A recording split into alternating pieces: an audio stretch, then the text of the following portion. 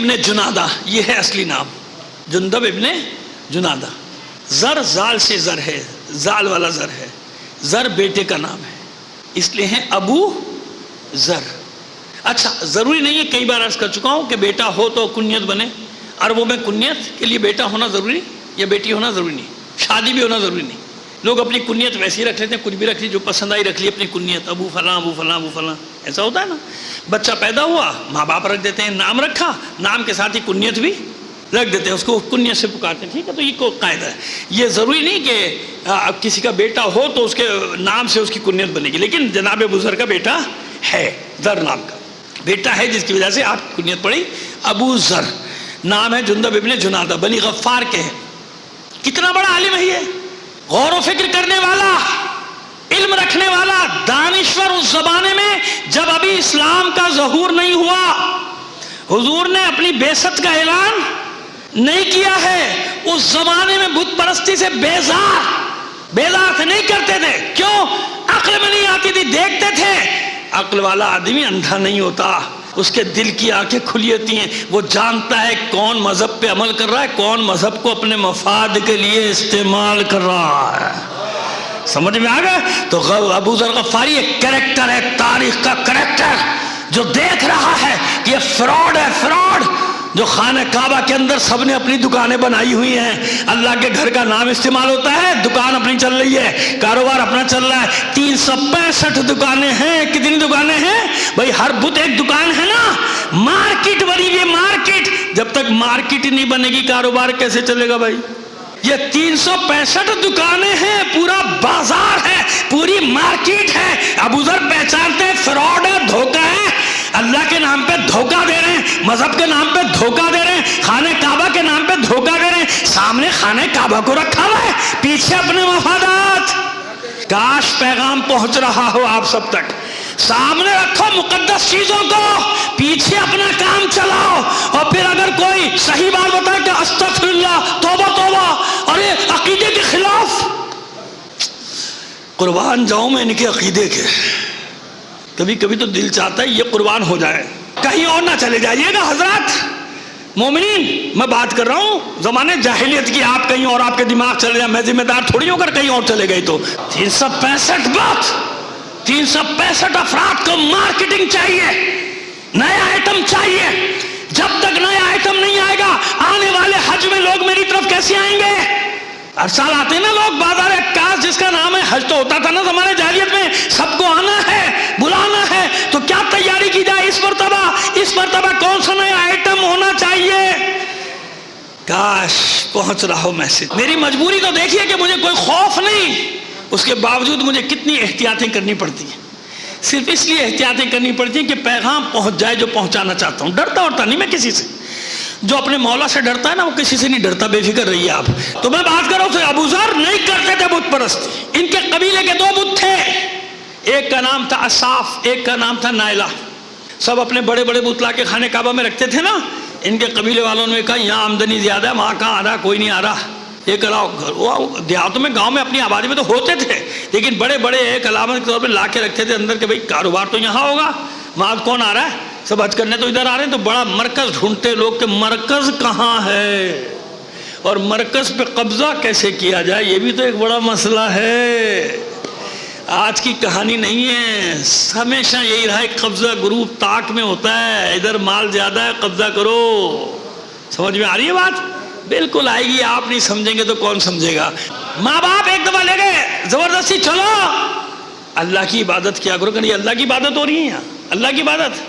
بہت جب ڈانٹ ٹپٹا تو ماں باپ کے احترام میں چلے گئے، چلو کوئی بات نہیں، ماں باپ ہے بھائی، اتنا تو جانتا ہے، علم رکھتا ہے ابو ذر، زمانے جاہلیت کا دانشور ہے، انٹلیکچوئل۔ لوگ کیا کہتے ہیں معاذ اللہ ابو ذر کو؟ دہریہ ہے، کیونکہ ان کے خداؤں کو نہیں مانتا، جو خدا انہی نے بنائے ہیں نا ان کو نہیں مانتا، لہٰذا کہتے ہیں بے دین ہے ابو ذر۔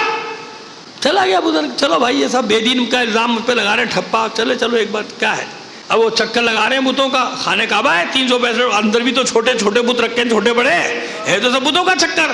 اور ابو ذر سب کو دیکھ رہے ہیں، ایک ایک کی کارستانی ہے، کیسے لوگ گھیر رہے ہیں پبلک کو، ادھر آؤ، ادھر یہ ملے گا، ادھر اولاد ملے گی، ادھر رشتہ ملے گا، محبوب آپ کے قدموں میں۔ تو بھائی آپ کیا سمجھو کہ آج ہوتا ہے؟ ہر زمانے میں یہی، صرف نام بدلے ہیں، فکر وہی ہے. ایک حابیلی فکر ہے، ایک قابلی فکر ہے. آدم کے زمانے میں یہ معرکہ شروع ہو گیا تھا. سمجھ میں آ رہی ہے میری بات؟ سب کچھ وہی ہو رہا ہے. صرف اپنا انسان کو طے کرنا ہے میں کس کے ساتھ ہوں، کون سی فکر کے ساتھ ہوں، حابیلی فکر کے ساتھ ہوں یا قابلی فکر کے ساتھ ہوں. یہ طے کرنا کام انسان کا خود. تب ادھر دیکھ رہے تھے سب فراڈ کر رہے ہیں، پیچھے ہنس رہا ہے، لوگوں کو بیوقوف بنا کے پیچھے جاتا کیسا الو بنایا، سارا مال نکلوا لیا میں نے اس سے، ڈرا کے یہ ہو جائے گا، اگر نہیں کیا تو ایسا ہو جائے گا، اگر یہ میسج 40 کو نہیں بھیجا ابھی بری خبر آتی ہے. وہ ڈر گیا بیچارہ، اس نے کہا 40 کو بھیجو، مجھے بھی بھیج رہا ہے ساتھ میں. اور خدا کا خوف کر لو، اللہ کو مان لو اور بھیج دو گے ابھی اچھی خبر ملے گی. اور بیچارہ لگا ہوا ہے ٹھکا سارے کام چھوڑ کے 40 آدمیوں کو بھیجو، 40 کو بھیجو، نہیں تو کام ہو گیا میرا ختم، خراب. اور بعض کے ساتھ واقعی ہو بھی جاتا ہے، اتنے وہمی ہوتے ہیں، نہیں بھیجا، میسج ہی نہیں بھیجا تھا میں نے، اس لیے یہ ہو گیا. اور اللہ کے بندو، اور نکلو ان چکروں سے باہر. یہ میسج میں دین رکھا ہوا ہے، اس میں کیا ہے؟ کس نے کہا ہے؟ امام نے کہا، اللہ نے کہا، رسول نے کہا، کوئی آیت ہے، کوئی حدیث ہے، کیا ہے یہ؟ لیکن بس اس وہم کا کوئی، حکیم لقمان کے پاس علاج نہیں تھا، کوئی کیا کرے گا؟ کیسا کریکٹر ہے ابو ذر. اسے تو آج میں نے اس کا انتخاب کیا کہ دیکھیے ابو ذر کے کہ ذکر میں کتنی چیزیں آ رہی ہیں. کون ہے ابو ذر؟ یہ کردار ہے، کردار. ایک نام نہ سمجھنا، اس زمانے کا ایک کردار جو ہر چیز کو سمجھ رہا ہے کہ فراڈ کرتے ہیں، یہ لوگوں کو بیوقوف بناتے ہیں دین کے نام پہ، ان کے پیچھے نہیں چلنا. تو معاشرہ کیا کہتا ہے؟ بے دین ہے، عقیدہ صحیح نہیں ہے، عقیدہ صحیح نہیں ہے، کیونکہ ان کے مطلب کا نہیں ہے. ان کے مطلب کا ہو تو بالکل ٹھیک ہے، پھر بھلے نماز نہ پڑھے، روزہ نہ، کچھ بھی نہ کرے، صحیح ہے، عقیدہ صحیح ہے. بھائی نماز نہیں پڑھا کوئی بات نہیں، عقیدہ صحیح ہے. روزہ نہیں تو کچھ نہیں کرتے، بھائی عقیدہ صحیح ہے. بےمانی کرتا ہے لیکن عقیدہ صحیح ہے. جھوٹ بولتا ہے، عقیدہ صحیح ہے. چیٹنگ کرتا ہے، عقیدہ صحیح ہے.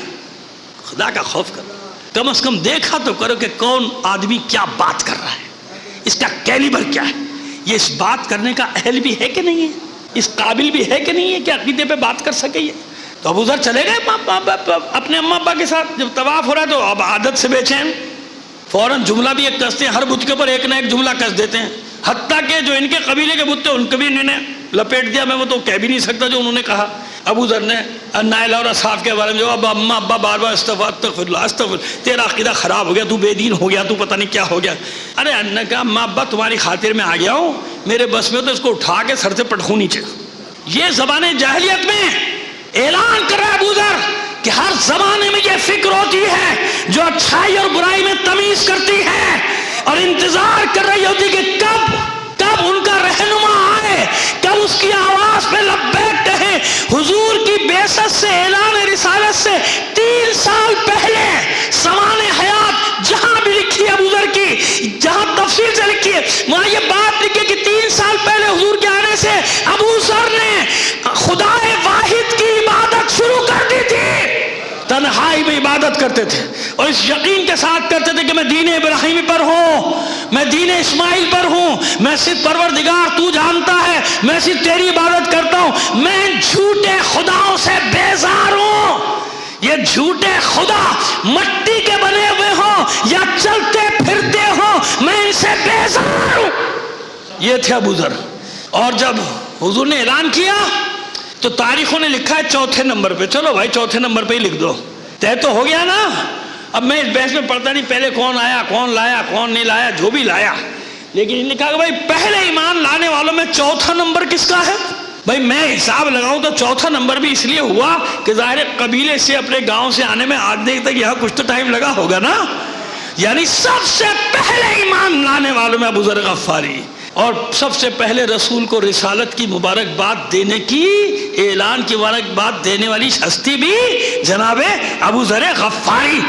پہلے سے عالم ہے. اب ہوا کیا؟ ڈائریکشن مل گئی. اب حضور کی جب ڈائریکشن ملی تو حضور نے سب سے بتا دیا. کیوں فرمایا رسول نے؟ اب اس حدیث پہ ذرا سا تجزیہ کیوں فرمایا اللہ کے رسول نے. اب دیکھیے اس حدیث میں مقایسہ نہ کیجیے گا معصوم کے ساتھ. معصوم الگ ہے نا، وہ تو منصوص من اللہ ہے. اب وہ ایک جگہ میں نے پڑھا تو وہ کہہ رہے کہ صاحب اچھا سچا اللہ کے ابو ذر سے زیادہ سچے شخص پہ کسی نے سایہ نہیں کیا. تو مولا کائنات امام حسن امام، او خدا کے بندو، او خدا کے بندو، وہ معصوم ہے، وہ امام ہے، اس کا کسی کے ساتھ مقایسہ نہیں ہے۔ یہ ہو رہی ہے بات صحابہ، تابعین اور تبع تابعین کی، سمجھ میں آ گئی بات؟ ان میں منصب ان میں ہے، ایمان کے 8 درجے پہ ہے مقداد، 9 پہ ہے کون؟ جناب ابو ذر، 10 پہ کون ہے؟ جناب سلمان۔ اب کہیں اچھا تو مولا کہاں گئے؟ او خدا کے بندو، مولا کل ایمان ہے، مولا ایمان کی منزل نہیں ہے۔ وہ سوال جو کوئی کرے بعد میں نے پہلے اس کا جواب دے دیا کہ معصومین سے کوئی مقایسہ نہیں ہے، موازنہ بھی نہیں ہے۔ اچھا یہ حدیث ایسی ہے کہ یہی حدیث سب کو یاد ہے، باقی میں نے کہا نا ذکر ہی نہیں کرتے ابو ذر غفاری کا، اتنا ذکر کرتے ہیں جناب ابو ذر غفاری رسول اللہ کے صحابی جن کے لیے رسول اللہ نے فرمایا کہ ابو ذر سے زیادہ سچے شخص پر آسمان نے کسی پر سایہ، ابو ذر سے زیادہ سچے شخص پر آسمان نے کسی پر سایہ نہیں کیا، اس سے زیادہ سچا یہ ہے، یہ حدیث سمجھے۔ ارے تو بھائی کبھی سوچا بھی کیوں کہا؟ اب میں بتاتا ہوں کیوں کہا۔ اللہ کے رسول نے کیوں فرمایا رجوع کرو، جب مشکل میں پھنس جاؤ تو رجوع کرو۔ اب یہ حدیث زبان عام ہو گئی سارے بلاد اسلامیہ میں، اسلام میں سب، جیسے عمار یاسر والی حدیث سب کی زبانوں پر تھی کہ نہیں تھی کہ عمار یاسر کو باغی گروہ مارے گا، کسی کو پتا تھوڑی تھا کون مارے گا، لیکن جانتے سب تھے، جانتے تھے نا۔ مسئلہ کیا ہوا جب صفین میں عمار یاسر شہید ہوئے؟ اب بوکھلا گیا پورا لشکر شام کا، کیونکہ اس حدیث کو سب نے سنا تھا، سب جانتے تھے یہ کیا ہوا، عمار یاسر قتل ہو گئے۔ اللہ کے رسول کی حدیث ہے باغی گروہ مارے گا، سب نے ہتھیار پھینکنا شروع کیے۔ گھبرا گیا علی کے مقابلے پر آنے والا، لیکن اس کے ساتھ ایک لگا ہوا تھا، اس نے کہا پرواہ نہیں کرو، یہ کیسے لوگ ہیں میں جانتا ہوں، میں جانتا ہوں۔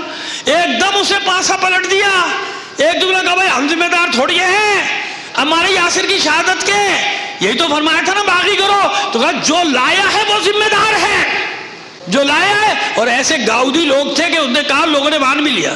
یہ ہے علی کی دشمنی، علی کی دشمنی میں اتنے ڈوبے ہوئے تھے کہ اس نے کہا کہ بھائی ذمہ دار تو وہ ہے جو لایا، ہم نے تو علی نے جواب کیا دیا وہ بھی تاریخ میں کہ اگر یہ ہے کہ ہمارے یاسر کی شہادت کا ذمہ دار وہ ہے جو ساتھ لے کر آیا ہے، تو میں سید الشہداء میرے چچا حمزہ کی شہادت کا ذمہ دار بھی پھر رسول خدا معاذ اللہ ہوئے، وہ لے کر آئے تھے نا احد میں، یعنی ایسے اس ٹائپ کے لوگ تھے۔ تو اسی طرح یہ حدیث جناب ہمارے یاسر کا ذکر آ گیا ضمناً، جناب ابو ذر کے بارے میں ایک ایک بچہ جانتا تھا، شام میں ہو یا مدینے میں ہو یا مکے میں سب جانتے تھے ابو ذر کے بارے میں یہ حدیث ہے، ابو ذر کے بارے میں یہ حدیث ہے۔ کیوں کہا اللہ کے رسول نے؟ ابو ذر کا ذکر کیوں نہیں کیا جاتا جمعے کے خطبوں میں؟ کیوں نہیں نام لیا جاتا ابو ذر کا؟ بتانا پڑے گا نا کہ ابتدا کیا ہے اور انتہا کیا ہے ابو ذر کی۔ کون ہے ابو ذر؟ پہلے ایمان لانے والے، یہ بھی آپ نے بتائی نا، پھر ہوا کیا؟ ابو ذر وہ شخص ہے، سنیے تاریخ کی بات یاد رکھیے گا تاکہ آپ کو کچھ کریکٹرز کے، ویسے تو میں کلیئر کر چکا ہوں کئی بار، لیکن آج پھر بتا رہا ہوں جناب ابو ذر کے باب میں کہ جب یہ ثقیفہ کا معاملہ ہو رہا تھا، بڑی احتیاط سے بات کریں گے، ہم دل آزاری کسی کا مقصد نہیں ہے ہمارا، لیکن ایک تاریخی بات ہے جو بتانے جا رہے ہیں آپ سب کو کہ 40 افراد نے مولا کے ہاتھ پر بیعت کی، اور مولا کہہ رہے تھے کہ 40 بہت ہیں۔ کل صبح سر تراشیدہ اور جنگی لباس پہن کے میرے دروازے پہ آ جانا، صبح دم سورج شروع ہوتے ہی میرے دروازے پہ آ جانا۔ 40 آدمیوں نے مولا کی بیعت کی تھی مدینے میں۔ صبح جب پہنچے تو 4، کتنے پہنچے؟ 4۔ جناب سلمان فارسی سر تراشیدہ اور اسلحہ ہاتھ میں، جنگی لباس میں۔ جناب ابو ذر غفاری سر تراشیدہ اور جنگی لباس، جبکہ جناب سلمان فارسی تو ضعیف ہی ہیں۔ مقداد ابن اسد ہے، جناب مقداد، جناب سلمان، جناب ابو ذر، چوتھا نام یاد ہے کسی کو یا میں بتاؤں؟ جناب زبیر بن عوام۔ کون؟ زبیر بن عوام۔ سناٹا چھا گیا نا، وہ آدمی ہے، یہ ان 4 میں سے ایک ہے، جا کے دیکھ لیجیے گا تاریخ، اپنی ہو یا ان کی، نہیں ملے مجھے آج رہی کہ میں دکھا دوں گا آپ کو۔ 4 آدمی، مولا نے کہا نہیں، 40 نے وعدہ کیا تھا، آئے تو 4 ہو۔ پھر ایک دن ان سے کہا کہ ہم کل آئیں گے، دوسرے دن بھی یہی 4، تیسرے دن بھی یہی 4۔ سمجھ گیا کیوں قیام نہیں کیا؟ 4 آدمی تھے، ورنہ فتنہ و فساد پھیل جاتا نا مدینے کی گلی میں، کیا ہوتا ہے؟ اس لیے نہیں نکالی چلا، تھے کتنے تم باتیں کرتے ہو؟ 40 نے بیعت کی، آئے کتنے؟ تو زبیر بن عوام ان 4 میں سے ایک ہے۔ سمجھ میں آئی بات؟ معیار ہوتا ہے حق اور باطل کا، وہ کیا ہے؟ علی کی ذات، علی ام الحق والحق مع، ٹھیک ہے نا؟ ہم نے طے کر لیا جس نے بھی علی کے مقابلے میں آیا اس کی شخصیت ختم ہو گئی ہمارے سامنے، ٹھیک ہے، طے ہے۔ کوئی تقیہ نہیں کر رہا میں آپ کے سامنے، سیدھی بات بتا رہا ہوں، ہمارے بھائی بھی سن لیں کہ اس میں ہم نے تقیہ نہیں کیا، آپ سے بالکل صاف صاف کہہ دیا ہم علی سے بڑھ کر رسول کے بعد کسی کو نہیں، جبھی تو ہم شیعان علی ہیں، ورنہ ہم شیعہ کیوں ہیں بھائی؟ ہم شیعان علی اسی لیے ہیں کہ ہم نے اللہ اور رسول کے بعد علی سے افضل کسی کو نہیں مانا، نہ کل نہ آج نہ قیامت تک۔ لیکن اس کا یہ مطلب نہیں ہے کہ ہمارے کو جو مرضی ہے چوک پہ کھڑے ہو کے کہنا شروع کر دیں۔ اب بتاؤں آپ کو زبیر کے بارے میں، یہ تو آپ جانتے ہیں کہ جنگ نہیں لڑی، چھوڑ گئے تھے، جمل کے ذمہ دار ضرور ہیں، آئے جمل میں ساتھ خود ہی تیہ کرنے والے ہیں زبیر، سب کو جمع کیا لشکر لے کر آئے اس کو، لیکن جنگ میں حصہ نہیں لیا جب علی نے حدیث یاد دلائی تھی، چلے گئے تھے۔ تو ابو ذر کو کیوں یہ منصب ملا؟ کیوں رسول کی حدیث سب کو یاد ہو گئی یہ حدیث؟ اور بتا بھی دیا میں نے کہ ابو ذر کون؟ جو سب سے پہلے دروازے پہ پہنچا ہے علی کی نصرت کرنے کے لیے، سر تراشیدہ کرا کے اور اسلحہ ہاتھ میں لے کے۔ ابو ذر تو نفرتیں تو بیٹھ گئی تھی نا لوگوں کے دلوں میں ابو ذر کے لیے کہ علی والا ہے، علی والا ہے، علی والا ہے، لیکن حدیث ہر آدمی جانتا تھا، تو اس لیے ابو ذر ہر چوک پہ، ہر شہر میں، بستی بستی میں جا کے تعارف کراتے تھے، مجھے جانتے ہو؟ جب کہتے تھے ہاں جانتے ہیں آپ صحابی رسول ابو ذر، نہیں کیا جانتے ہو، کیا کہے رسول نے میرے بارے میں؟ لوگ گواہی دیتے تھے کہ آسمان نے ابو ذر سے زیادہ سچے شخص پر سایہ نہیں کیا، تو پھر کہتے تھے سنو، میں نے آنکھوں سے دیکھا، کانوں سے سنا، میرے سامنے اللہ کے رسول نے علی سے کہا یا علی انت یعصوب المؤمنین والمال یعصوب الکافرین وانت وزیری ووصیی وخلیفتی۔ اے علی میں نے سنا اللہ کے رسول کہہ رہے تھے اے علی آپ مومنین کا مرکز ہیں، محور ہیں، یعصوب ہیں ان کے لیے، کفار کے لیے یعصوب مال دنیا ہے، آپ مومنین کے لیے یعصوب، آپ میرے وصی، میرے بھائی، میرے خلیفہ، میرے جانشین، اور وہ خزانہ ہے علی، آپ وہ خزانہ جو میں اپنے بعد چھوڑ کے جا رہا ہوں۔ اب یہ نہیں بتائیں گے لوگ کہ ابو ذر نے یہ کہا ہر چوک پہ کھڑے ہو کے، کہتے ہیں میں موجود تھا غدیر خم میں جب علی کا بازو پکڑ کے رسول نے اعلان کیا تھا من کنت مولا ہو فہذا علی مولا، میں ہوں گواہ اس حدیث کا کہ رسول نے فرمایا علی مع القرآن والقرآن مع علی، جہاں جاتے ہیں علی کے فضائل، علی کے فضائل، علی کے فضائل۔ اب سمجھ میں آیا کیوں ذکر نہیں ہوتا؟ اچھا حدیث میں پھنس گئے کیونکہ پہلی مشہور ہو گئی، مکہ مدینہ شام سب جگہ حدیث، شام پہنچے لوگوں کو پتہ چلا صحابی رسول ابو ذر آ رہے ہیں، دوڑ کے پہنچ گئے استقبال کے لیے، کہا پہلے گواہی دو میرے بارے میں، یہ حدیث سنی ہے؟ کہا سنی ہے۔ فوراً علی کے لیے فضائل پڑھنا، علی کے لیے حق میں حدیث بیان کرنا شروع کر دی، لوگ بھاگنا شروع ہو گئے، بھائی بھاگنا شروع ہو گئے۔ کیوں؟ وہ تو کچھ اور سمجھے تھے صحابی رسول، یہاں کچھ اور نکل آیا صحابی رسول۔ سمجھ آ گئی بات؟ اب سمجھ میں آئے کیوں ذکر نہیں ہوتا؟ اس لیے اللہ کے رسول نے پورے معاشرے سے اقرار کروایا تھا، اس لیے ابو ذر اقرار لیتے تھے۔ اب اپنے بارے میں علی ہر بات نہیں کہہ سکتے تھے، ابو ذر اعلان کرتے تھے جانتے ہو نا مجھے، میں وہ ہوں، اور میں تمہیں بتا رہا ہوں کہ اہل بیت کے حق پہ ڈاکہ ڈالا گیا ہے، اہل بیت کے حق کو لوٹا گیا ہے۔ اس لیے کون ذکر کرے گا ابو ذر کا؟ بس اتنی بتا دیتے، وہ بھی نہیں بتاتے، کتاب میں پڑھا ہوتا ہے، کسی نے تو پڑھ لیا، کوئی خطبے میں آج تک سنا؟ بڑے صحابہ کا ذکر تھا، ابو ذر کا بھی ذکر کرو نا، بتاؤ نا کیا ہوا آخر تک، کس جرم میں مارا گیا ابو ذر؟ اہل بیت کی محبت۔ تو اللہ کے رسول نے رجوع کرنے کا حکم دیا کہ نہیں دیا؟ دیا نا، کہ جب حق اور باطل سمجھ میں نہ آئے، تمہیں نہ پتا چلے، تو میں تمہارے درمیان میں اپنے صحابہ میں ایک شخص کو چھوڑ کے جا رہا ہوں، اس کو دیکھنا کہ وہ کس طرف ہے، جدھر وہ ہو ادھر ہی تم بھی چلے